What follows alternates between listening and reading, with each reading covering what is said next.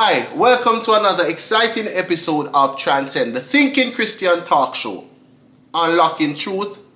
Say it with me, guys. Transcending lives. This week we will be discussing a taboo topic. A topic that we tend to brush under the rug. But it's a real topic because we are dealing with real people. So this week we will be discussing the topic of unplanned pregnancy, choosing life.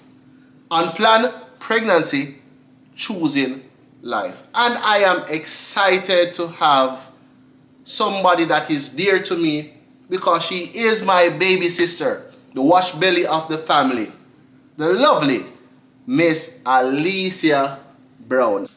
Alecia, my sister, welcome to Transcend. Thank you so much for having me. I'm just overjoyed to be here.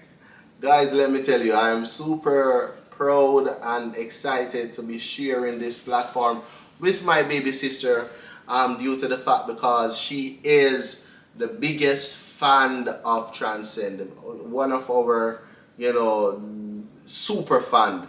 And to have her here sharing her journey, her story, it is just an amazing feeling.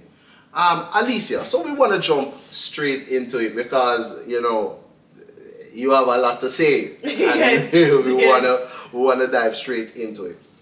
Tell us, Alecia, about you share a brief history or give us your background, your family background. How did you grow up? Did you grow in a Christian family? Just tell us briefly about yourself.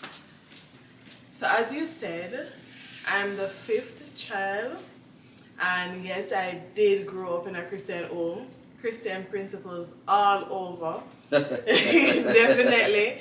Mommy and daddy instilled that in us to have a relationship with God, and not only with God but amongst ourselves as siblings. So it was always church. If it's not church, it's regular Sunday service, it's choir practice, Bible study, things like that. We had to be involved in church. So I had that foundation. So it's safe to say that you grew up in a strict Christian family. Yes, a strict apostolic family. Oh boy. So tell us, how was your upbringing, high school, coming up? How was that? Was it pressuring for you? Were you influenced by peer pressure and all of that? I wouldn't say I was pressured during high school days. Yes, you're going to have persons doing things that you too would want to try because, all you know is church. You don't know what they know. So you tend to want to see what this world is offering. Yes, I was curious. And I would say at a point I began to be rebellious. Because I want to see what they're crazying over. What is this party thing? But it's not worth it. It's really not worth it. I tried going to school programs, school events, and it's not worth it. It's really not worth it. So, were you saved though? I know you mentioned that you grew up in a Christian family, but were you personally saved? Yes. I got baptized. It was a Monday night. It was Youth Week in 1999. Yes. 1999. I was 8 years old and I got baptized. I came home from school. You were how much? 8 years old. Wow. And I came home from school. It was St. Catherine Primary, and I came home from school. And you have to sleep, get up, do your homework, you get your dinner, and you're gone to Youth Week at church. So it was every night. And I decided the Monday, I said to my mother, Mommy, I want to get baptized. But probably she'd think I was joking. So she said, you sure? And I said, yes. And she took the clothes and I got baptized the Monday. And by the Wednesday night, I got the Holy Ghost. Wow, you got the Holy Spirit by the Wednesday night. So Wednesday night. So you got baptized Monday. Yes. And you got the Holy Spirit Wednesday. Yes. Wow. So I know you mentioned the fact that you would have been rebellious throughout your high school years. Any at all, Alecia, your Christian walk and your you being saved, did it play a role or did it play any part in trying to, keep you on the straight and narrow? I would say yes, definitely. I mean, at the time I was teaching children's church, a part of the choir, and I wanted to go into youth ministry. So even though I was being rebellious, I think it was mostly teenage years. You get little hormones and you see a friend doing certain things and you don't know what it all consists of. But church kept me on the straight, so I know right from wrong, and I know that, alright then, I'm not doing what I'm supposed to do the godly way. You kind of shy away from church because you're going to feel guilty, you're going to feel bad. So did you like started to have relationship? Did you have a boyfriend, and what was that like? Cause growing up in church under a strict Christian roof, where certain principles. Well, I can speak to how you were brought up because I grew up in the same household. Yes. But I grew up in such a strict way. Did you have boyfriend? Because you mentioned that you were curious. Were you curious in that regard as well? Like having a little boyfriend, was he saved? Well, I'm not telling any lie now. I do see guys. I do see guys that I said, okay, like him but at the same time, you don't want to get too deep because mommy's spirit is an antenna. I pick up everything. So you can't hide. No matter what, mommy going to come and say, God tell me say, because she's well in tune. So you're curious, you want the boyfriend, but at the same time you're afraid and you don't want mommy to say, God say, and then now you have to go altar and that whole thing. So I do see guys at the time that I was interested in, but I shied away. Yeah, okay, you shied away. Alright, so you passed through high school, you went on, I know you went to culinary school. Yes. When did you got involved again in a relationship, and tell us about how did you manage to get pregnant and you a Christian girl in a Christian family in a Christian house. Tell us. Alright, so I went to college and I did culinary arts. I never had somebody at that time because I was really focused on school because I wanted the grades because I was really working hard to gain in a scholarship. So I never had time for the whole boyfriend relationship thing. And it was... You were at what age at that point in time? I went to college at the age of 19, 20, or up until I was 24. And I met this guy. It was a Saturday and I got a call to do an event. So I said, okay.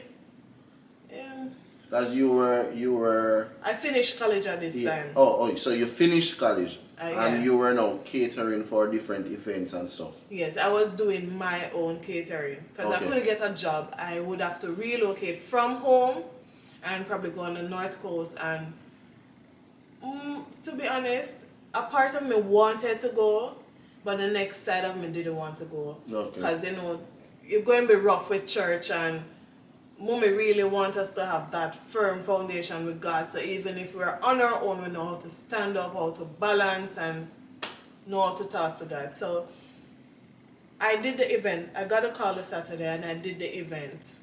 And while I was preparing the meal, I met this guy. I never had any much interest in him because I was just working to get the money. Mm-hmm. And then, I mean, we started talking from then. And when I had more events to do, I would ask him to take me around. So I would basically pay him to take me around. Okay, so you guys became friends, but at the same time you were paying him to take you from different events because you had to move around with my equipment. With your equipment and stuff like that. Okay. So you guys became close while... Yes, because we started to talk more often because I started to get a lot of jobs at that time because word of mouth spread. Yeah. And from that one event, I met a lot of artists at that event. Mm-hmm. So word of mouth go around, and I mostly specialize in hors d'oeuvres, finger food. So they liked it, they loved the taste, so they said, okay then, I got their numbers, we exchanged numbers, and I started to use that gentleman to take me around. So I had one specific person to take me to every event. So instead of me actually trying to get a taxi, I would have that person to take me around. Okay. And tell us, how did it matriculate now into a relationship? We started to get close, and he knew the fact that I was a church person. He said I was a little church girl. Called me innocent, and I said, okay, I don't have a problem with that because it didn't bother you? No, it didn't bother me because I knew what the world consists of, and I just don't want to be a part of it. So I don't mind him calling me the little innocent girl. But we started to talk more about God, and I said, well, who to tell, this might be the person for me. Mm-hmm. So we started to get close. We talk, and he would pass by church if I'm at church, because I used to go by for morning prayer meetings every day that they had it. It was Monday to Wednesday, so I would be there. I would be there on Thursdays for choir practice, even though at that time I wasn't on the choir, but I found myself in other ministry, like youth ministry. I was a part of youth ministry and media ministry. Okay. Yes, so he would stop by church, and I think the relationship grew from then. And from then, safe to say that innocent little church girl, yes, eventually and ultimately got pregnant. Yes, mysteriously. I was a bit shocked. I was like, mysteriously? Why me, Jesus? That was the first thing I said when I found out. Why me, Jesus? Mama said, Lord, if you make me lay down back in the bed and I rub my eye 2 times and get up again, just make me know it's a dream. Please, me, I beg you. So it was just one time? One time. Wow. And how did that make you feel?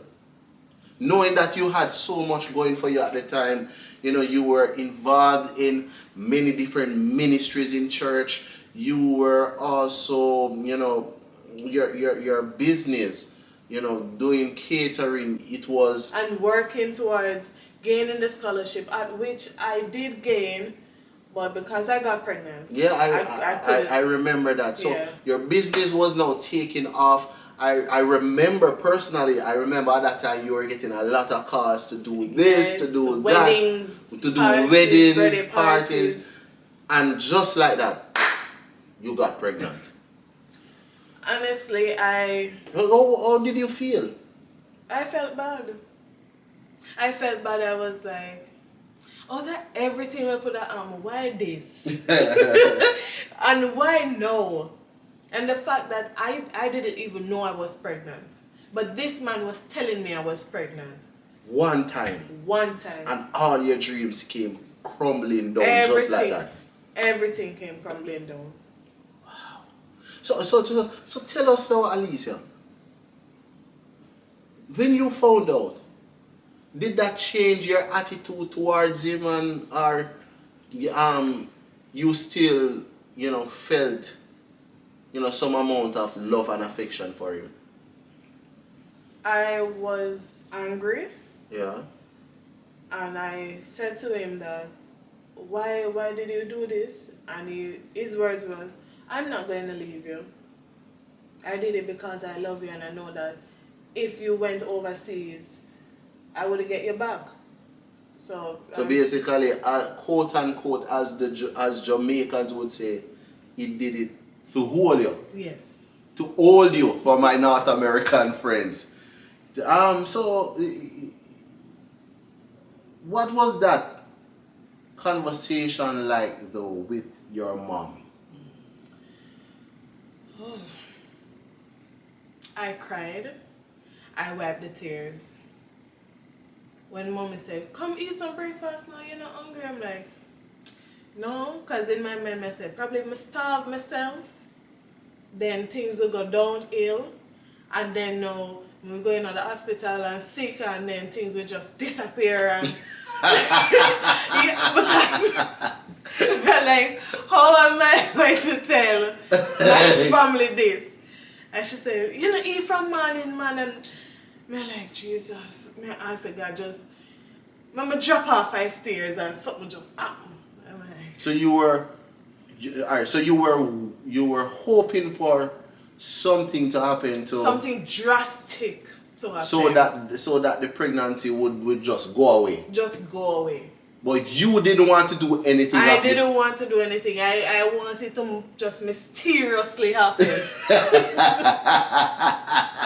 I was like, so you wanted God to help you. Yes. I was like, God, let me run down the stairs and just slide and.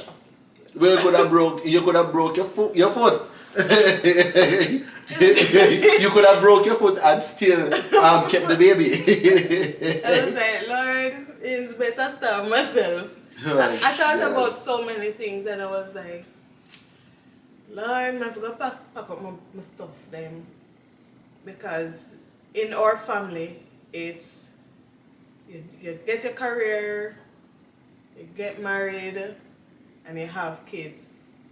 And for me, yes, I got a career, but I'm not getting married and I'm having a child. And you were the only one that was not married. Was not married. Everybody else. Everybody married. Everybody married. So I felt like a big disappointment. And I still somewhat feel like a big disappointment. Not only to my family, because even though they were sad. Let me tell you something. Look at your brother. I know you're easy for crying, but let me tell you. I'm not going to cry this time. Hell no. You're not a disappointment. Let me tell you now, I'm extremely proud of you. I'm extremely proud of the woman that you have become. I'm proud of your journey. I'm proud of the fact that you are a strong woman, that you chose to do the right thing. Even though I was angry. Very angry. And I can say I understand. Going past it, I do understand. The anger, the disappointment, the sadness, the frustration, I do understand that because none of you really didn't want that for me. You guys all wanted me to have my happy ending. And I believe I'm going to get my happy ending, but it's going to take some time because God is still working on me. Give me some.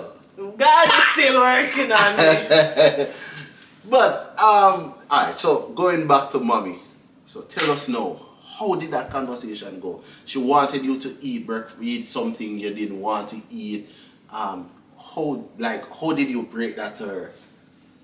I went outside and I looked up in the sky and I said, God, give me grace.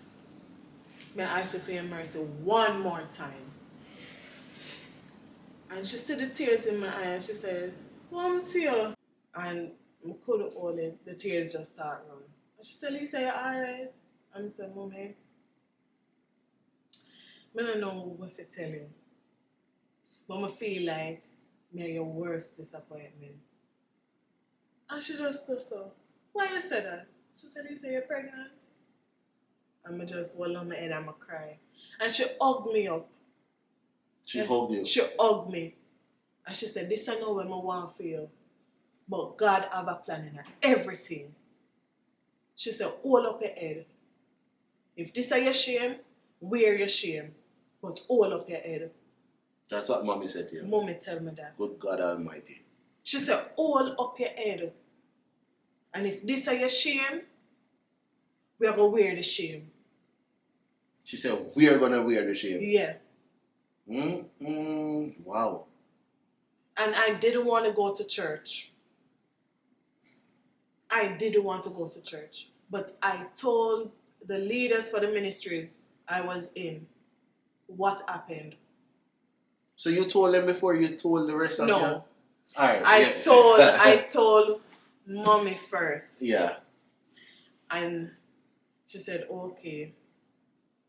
Then I said it to, at the time, Chris Marie and Lorraine. Then Gramico. But the two persons... You told Daddy? I didn't tell Daddy. But the two... And Mommy didn't tell Daddy? No. But who I was more Mommy scared of... Mommy hold a secret for you. Yes, she did. But who I was more scared to tell was you and Siddy. Why? Siddy is like not a big sister, but she kind of wear that mother thing. Holy Mary. Oh, Jesus. Siddy don't call me Lisa. It's always Alecia. Till I said, oh my God, man, be normal, just Lisa. So I was scared to tell you and Siddy. Well, why me? Because I think I can't understand Siddy because growing up there's stuff that I would never tell Siddy. True. You know, because you Siddy was always, guys, if you know my oldest sister, she is what in the family we have a nickname for her. We call her Holy Mary. So there's a lot of things that we would do, even at school, getting into trouble. We find it easier to tell mommy and daddy than to tell Siddy. Yes. For you, I think it's the relationship that we have, and you're the serious one. You're the one that your entire demeanor. You have that fierce, that stern. So I didn't want to tell it because it was already a big disappointment to me. So I never want to tell you. But so I think who took it hard was Daddy when I told Daddy. You told Daddy. Tell us about that. Oh, Lord. He was doing some work in the night. And every evening that he come home from work, I disappear. Like, I forced myself to sleep before 5 o'clock when he would get home. So I would not have to come in contact with him. So I stayed in my room most of the days. But by the way, you asked mommy not to tell him, or mommy said you will have to tell him? I told her not to tell him, but at the same time, as I said that, she said, but I wasn't going to tell him. You have to tell him. So I'm like, okay, I will do it. Yeah, so, he came home. He was doing some work in the late night. I distinctly remember it was 11:30 in the night. And I came out of my room because I couldn't take the guilt anymore. And I came out of the room and I sat on the stairs and he was working and I said, hi, Daddy. And he said, what, man? From wait, me not see you. What? And I'm like, there, And he must say, you're good, man. I said, kinda. So I'm so want to. I'm like, why Daddy me stress out? So I'm like, what could that stress in your life look like it a go on good feel? So why Daddy? Now so I'm pregnant. A man stop work. Like literally. Daddy stop work. And he put on the pen. I'm gonna sing go so. And lift up. And go so. So he say, come again, what you say? So I said, Daddy, I'm pregnant. Man lock him book. He take up him file jacket. Take up him pen. And him just hold him head straight and walk past over the stairs. And I sat there, cried. He took up everything. Stop what he was doing. Stop work instantly. And just walk past you. Walk past me like not even sit He said there. nothing? Nothing. When did he eventually say something?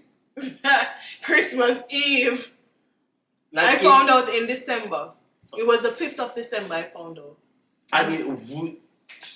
The Christmas Eve. The 5th of December. Mm-hmm. Until Christmas Eve, he said nothing. Nothing. Not even morning. I tell you, I don't come out of my room, none at all. Through the So course of the day, I will come out. So when you actually bump into him in the house. It was one evening, and I'm timing him. I say, all right, 4:30, now reach home till 5. So I'm outside with mommy. And then I see the gate pull. I'm ready to run off. And he said, come here. And he said, where you going? And I said, Daddy, I'm going to pack up and go in because I know, you know, we're not. He said, I tell you to leave my house. I said, no. They said, well, you have to pack up and go. Like, but Daddy, I'm pregnant, I'm not married. And he said, I soon talk to you. And then Christmas Eve came. He called me and he said, come here. So I need to talk to you now. I was like, okay. He said, I love you. Him said, I love you. And you're carrying my grandchild now. And I'm going to love that baby. Him said, don't worry yourself about anything. Anything you want, call me. So if I'm at home and I started to have cravings and I call him, I said, Daddy, you know I feel for food, and I tell him what food I want, Daddy coming home with the food.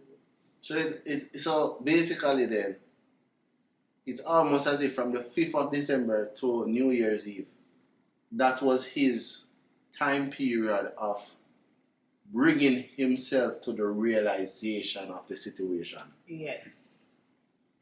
So I remember this big fight and this fuss on Christmas Day it was. Shame. What was that like now? You had to tell everybody, me, Gromiko, City, Itani, you had to tell everybody. And that was like a big uproar in the house. Like, the roof came off the house. What was that like? I felt embarrassed. So firstly, mom told you that you had to tell the entire family, right? Yes. So you She decided... told me I had to tell everybody.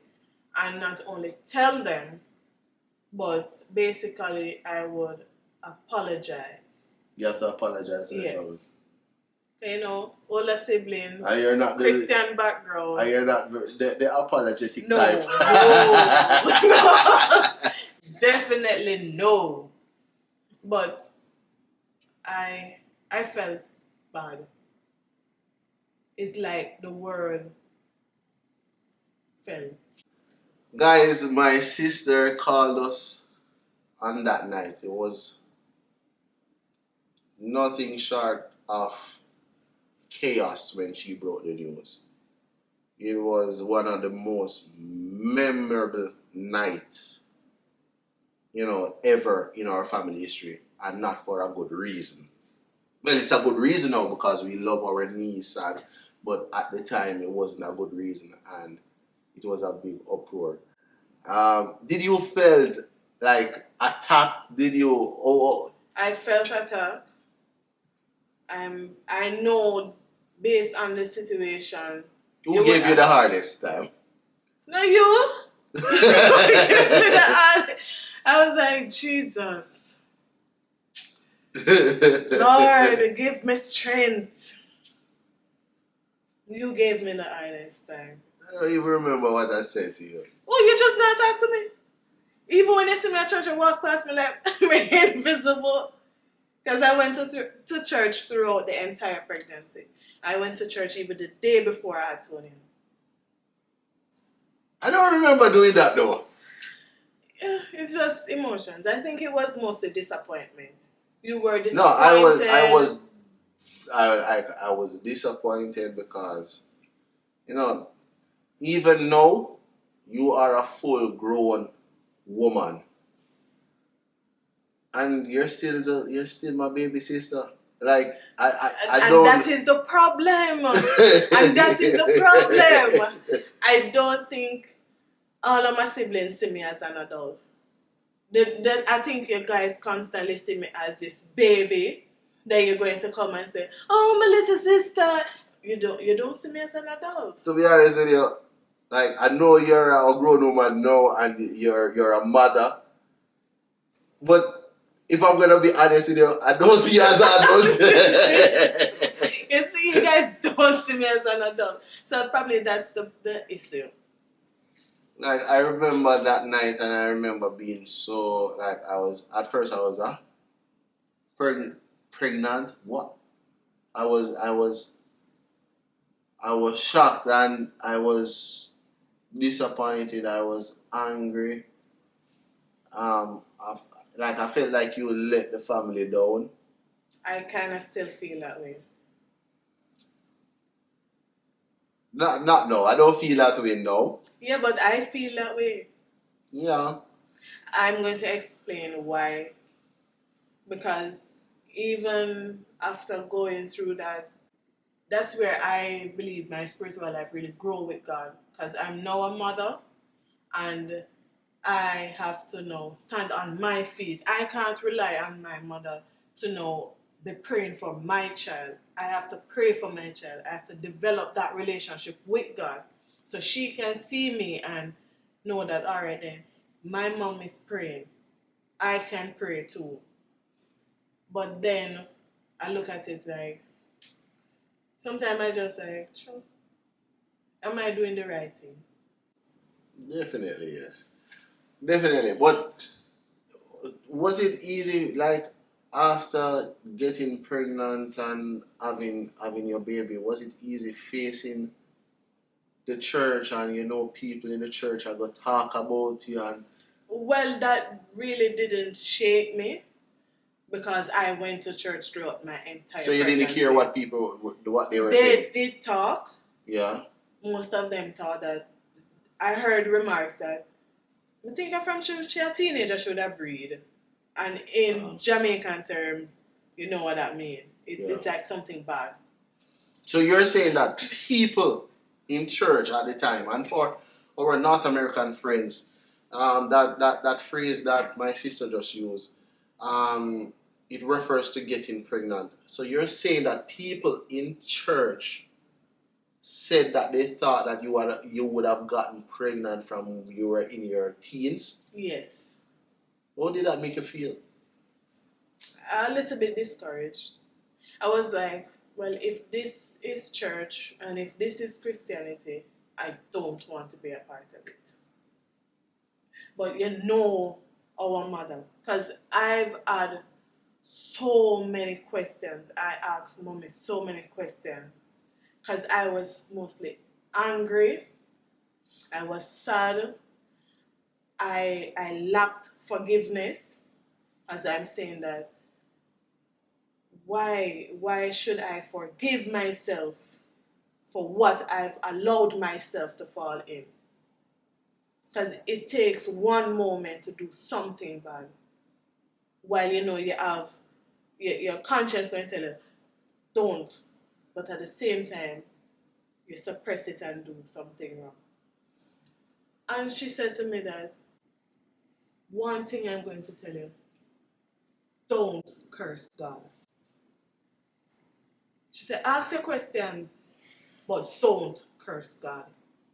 But I'm still respectful. I would never cross that boundary. But disappointment, guilt, fear of being a single mother, I never grew up with that. I don't know that life. Why am I going to raise a child as a single parent? So all of that, it bombarded me. And I think probably the guilt, even with few members of the church saying that I'm not worthy, kind of just, I'm just going to church for going to church, see. So you were just going to church, but you weren't really. Your body was in church, but your mind your mind wasn't there. Surrounded with a lot of thoughts. And these thoughts, they were guilt. How did you get over the guilt? Like, how did you bring yourself back at the place where you're now an active member in church? You enjoy going to church. I enjoy going to church, but I'm not an active member. Oh, you're not that, yeah. No. My bad. I just go to church. I just go to church. But alright, so how did you bring yourself to overcome the guilt, overcome the shame, and still happily go to church? I would say happily go to church. I'm being honest with you now. From a sister to a brother, and for other persons to probably be aware of what you go through. I'm doing this because I have a charge over my life now with God. I have to grow Tony in the fear of God. I have to let her have a relationship with God. So I go to church because I'm basically guiding her to that life, the life that I know. But I'm not going to say that I'm happy. I'm being honest now, I'm not happy. The most times I'm happy is when I'm surrounded by my family. When I go to church, I don't smile. Because of all you went through. Yes.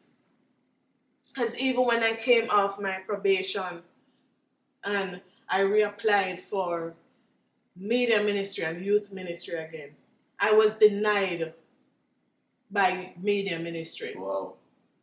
And I went back into youth ministry and I'm saying, okay then, it's one. So it's better than not having any. But when that leader was transferred to another branch of the church, someone took over. And she exit me out of the WhatsApp group. Delete me out of the WhatsApp group. I didn't even know I was deleted out of the group. Wow. So even after many years, you were still dealing with it's still the aftermath. over my head. It's still hanging over your head. Yes, and it's now 7 years. I didn't know this. Because I don't talk about it. This is actually the first time I have intimate knowledge of Alecia's journey because she is my sister. But it is the first time I'm actually hearing this. And, this is what this platform, Transcend, is about. Highlighting real issues that real people go through. And as a faith-based community, as Christians, we have an obligation to show love and to help restore the brokenhearted. Those that would have fallen into sin. Those that would have messed up. Because we are all messed up people. Serving a perfect God. Striving for perfection ourselves. But I have to say to you, Lisa, that you're a strong girl. That even in the face of rejection, even dealing with guilt that is and shame and the aftermath which still hangs over your head from your pregnancy, you still push through and go to church, facing some of those that would have spoken bad about you. Yeah, because at the end of the day, it's my soul. And now it's my daughter's soul. But have you forgiven them though? May I tell you the truth? I'm going to be honest. Sometimes when I see them, I'm not going to play the hypocrite. That's why I don't smile. When I go to church, I have a serious face. I don't smile. I know who I should greet. I know who I should stand away from. So I'm not going to, oh, hi. No. Church hurt is a serious hurt. What can I say this to you, my sister? I'm so very proud of who you have become. And I know that you're still a work in progress. We all are. We're still, clay on the potter's wheel. But not only don't go to church just for your daughter alone, for my niece. But continue to go. You have been going, but continue to go for yourself. To release yourself from that hurt, release yourself from that, place of, forgive. I do agree with you, and I must say that is true, but I don't think it's so much the people I have to learn to forgive, but it's myself. Because I'm still thinking that I should not have allowed myself to be in that position. I love Tony and dearly. And I love the fact that even though I myself is going through, she's learning from me because she made the step of getting baptized. It's been a year now since Tony took on the name of Jesus. But a part of me is still saying that I could have been in ministry and not at the backbench. I just feel like I said it to Daddy before I came here. I said, Daddy, I think I put myself, I was giving him the example with Judas. And I said, Daddy, Judas could not forgive himself. That's why he went and hung himself. I said, I'm not going to do that. But I just can't forgive myself. And I've got the message on multiple occasions where persons just walk up to me at church and say, forgive yourself. God said, forgive you. Why you hold on to it? And sometimes I'm like, oh, them people don't know this. Because I don't talk to them. So, how you can't just walk up to me and say, God, forgive you. Why you holding on to it? So I know it's God telling them to tell me to let go. Why don't you let go? I just fear that I'm going to mess up. And I don't want to mess up. And that is my biggest fear. I don't want to be a disappointment again. I don't want Tony to see me being that one that everybody say, oh my God, why she keep messing up? It come like I share the bad apple in the family. People say that because they look at the outer appearance and judge me, when most time I will be sitting in church, I may not be moving, but I'm just there and I'm taking in everything and I'm trying to build myself. But they look at me like, she's just a one bench. But they don't understand. We have tried to build back your life. Can I say this to you, my sister? My baby sister. You made a mistake, but you're exactly where God wants you. I guess certain things happen for a reason. Yes, and I want to tell you that I love you, your family loves you, and it's time for you to release yourself from that guilt. Forgive yourself, sweetie. Lisa, you sent me a message this week. You sent me a text message this week and it encouraged me so much. You constantly give to everybody. It's time to give to yourself. And the greatest thing in this moment you can give to yourself is what? Forgiveness. I love you, sweetie. I love you, my sister. You are a wonderful woman. I've seen you matriculate from a girl to a teenager into a full-blown woman, a mother. And one day I'm going to be a wife. So you can come and Hey! eat. Hey! I come and eat curry goat at your wedding. And fancy food. Ah, boy. I'm so proud of you. In spite of the naysayers, there's always going to be naysayers in church. There's always going to be people that will go fishing. They're good fishermen, and they're good fishermen. They keep going back for your past and digging it up to use it against you, to hold you down, to not so that you know, because there's a divine calling on everybody's life. That's why God called us. Some He made prophets, some He made pastors, some He made evangelists. You know, we all have different purposes, different gifts, different callings in the kingdom. You too have a calling, Alecia.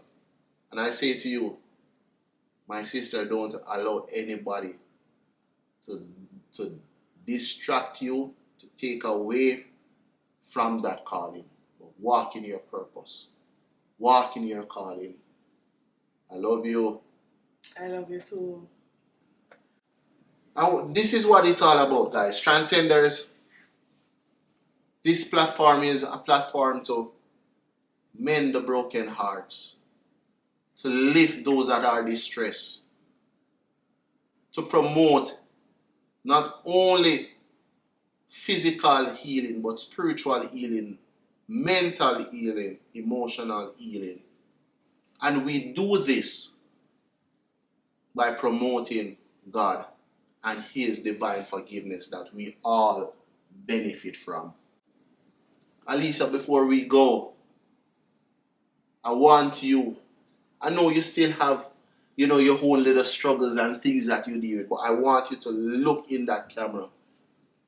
This is a transcend moment. Look in that camera and tell somebody, a young lady that might be in the same situation that you were in a couple of years ago.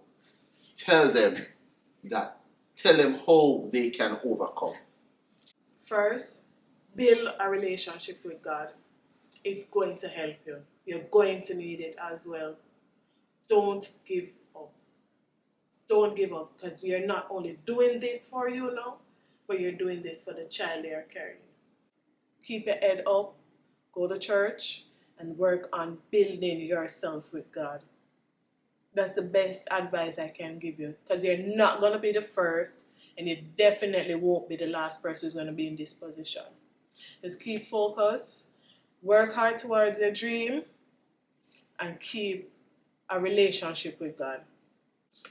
There you have it, folks. Coming straight from the mouth of my beautiful sister. You see how she brown and nice and pretty.